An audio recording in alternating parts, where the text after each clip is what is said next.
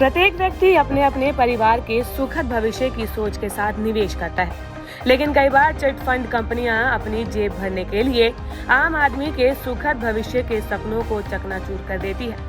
ऐसा ही काम पीएससीएल सहित Adarsh cooperative society, Sahara India, Jaya India, इसोपी प्राइवेट कंपनी समेत कई ऐसी कंपनियां हैं जिन्होंने लोगों के सपनों पर पानी फेरने का काम किया। 42 करोड़ ग्राहकों को हजारों करोड़ों रुपए की चपत लगाकर दिया।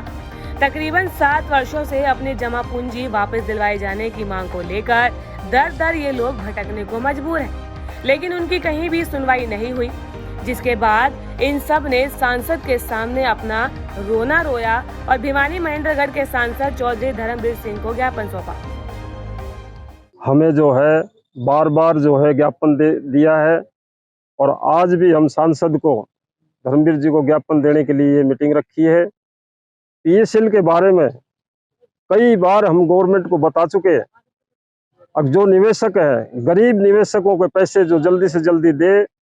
हिंदुस्तान की 6 करोड़ लोगों का पैसा जो फंसा हुआ है वो हमें जल्दी से जल्दी दे और रिकवरी नियुक्त करने वाले ऑफिसर की हमें जरूरत है और वो ऑफिस खुलवाएं और लोगों का डॉक्यूमेंट जमा करें। सबसे पहले हम गवर्नमेंट को यही कहना चाहते हैं, अगर इन लोगों के अगर पैसे नहीं मिले तो 2024 को नजर में रखते हुए मैं ऐलान करता हूं कि ये खाली निवेशक ही नहीं, वोटर भी है।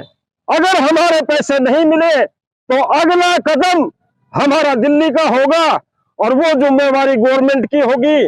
लेकिन अगर इनके पैसे नहीं मिले तो हम कोई भी कदम उठा सकते हैं और उसकी जिम्मेवार गवर्नमेंट होगी और हमारे को जल्दी से जल्दी पैसा दिया जाए, यही मैं कहते हुए धन्यवाद करता हूं।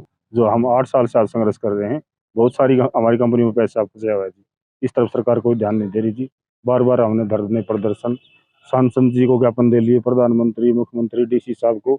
तो हम ये सरकार से मांग करते हैं जी, हमारे भिवानी जिले के अंदर कोर्ट के अंदर एक ऑफिस को लिया जाए जिसमें एक अधिकारी, सक्षम अधिकारी नियुक्त किया जाए, जहाँ से गरीब जनता का पैसा जो डॉक्यूमेंट है वो जमा हो सके और गरीब जनता का पैसा ये मिल सके।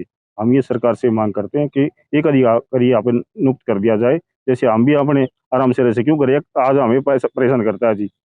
ग्राहक से पैसा हम लेके आए जी, उन्होंने बोला भी पैसा हमने आपको दिया, कंपनी को नहीं दी, उस पैसा कंपनी में जमा है जी।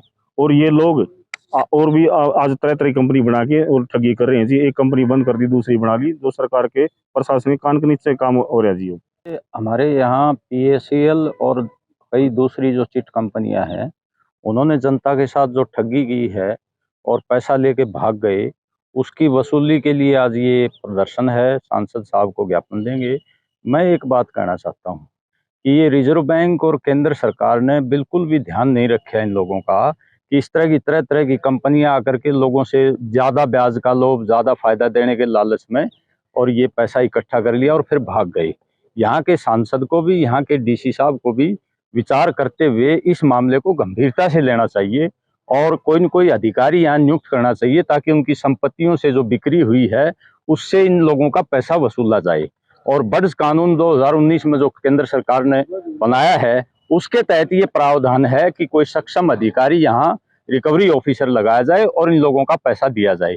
6 करोड़ लोगों की लाखों करोड़ रुपए लूट ले गए और सरकारें चुपचाप बैठी हैं और जनता के प्रतिनिधि चुपचाप बैठे हैं। ये बहुत गंभीर मामला है। इन लोगों की सुनवाई करके इनका पैसा वापस दिया जाना चाहिए और आगे किसी भी तरह की इस तरह की कंपनियों पर रोक लगानी चाहिए जो जनता से ठगी कर जाते हैं। हमें काफ़ी सालों से 8 साल लगभग धरने प्रदर्शन कर रहे हैं।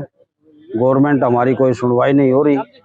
जब चुनाव का नज़दीक आता है तो गवर्नमेंट कुछ बातें करती है, भाई जो कंपनियों में पैसा फंसा हुआ उसकी रिकवरी करेंगे, दिलवाएंगे। प्रतिनिधि जो हमारे जो सांसद महोदय है, काफ़ी बार हम उनको ज्ञापन दे चुके हैं, वे भी यही कहते हैं भाई हम जैसे दिल्ली जाएंगे तो दिल्ली बात करेंगे। इसके अलावा फिर कोई बातचीत नहीं होती, न गवर्नमेंट हमारी सुनवाई करती। अब 2019 का जो चुनाव था उन्होंने एक पोर्टल चालू कर दिया, उसमें कुछ पैसे किसी के कोई 2000-3000 रुपये आए। बड़ी जो अमाउंट है किसी के 10,000-20,000, किसी की पेमेंट नहीं आ रही। गवर्नमेंट उसके ऊपर कोई ध्यान नहीं दे रही। प्रधानमंत्री जी हैं, बार बार बड़े बड़े वादे करते हैं, धरने प्रदर्शन करवाते हैं, लेकिन कोई भी संज्ञान नहीं ले रहा। हरियाणा में फरीदाबाद में काउंटर खुला हुआ है और एक सोनीपत में खुला हुआ काउंटर, जिसके तहत जो पब्लिक के जो डॉक्यूमेंट है वहाँ जमा हो रहे हैं। हम ये चाहते हैं कि भिवाड़ी में भी जिस तरह हमारा एक काउंटर खोला जाए और हमारे जो गरीब जनता का जो पैसा है इनके डॉक्यूमेंट जमा करवा के जल्द से जल्द इनको एक राहत दी जाए, ताकि गरीब जो निवेशक हैं ये अपना गुजर बसर कर सकें। बहुत परेशानी है, बच्चों का खर्चा भी कौन चलता है। कितने रुपए हैं आपके? 1 लाख रुपए के करीब। 1 लाख। 1 लाख ऊपर हो गए। 1 लाख ये मांग करो। मांग करा है जी, मिल जाए तो अच्छे से गरीब का दूध दाल जोड़ जोड़ के ना करे थे हैं। अरे मिल गए हांडा, ये बहुत दुख बात है।